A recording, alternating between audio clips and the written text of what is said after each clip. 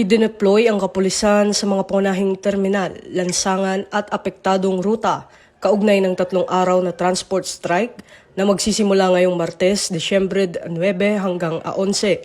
Ayon kay Acting Chief PNP Police Lieutenant General Jose Melencio Nartatas Jr., inatasan na rin ng mga police commander na makipag-ugnayan sa mga lokal na pamahalaan at iba pang ahensya ng gobyerno upang magkaroon ng iisang tugon sa inaasahang epekto ng tigil pasada.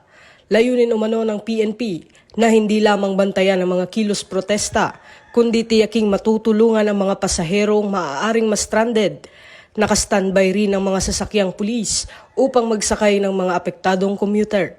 Ang direktiba ay alinsunod sa utos ni Pangulong Ferdinand Bongbong Marcos Jr.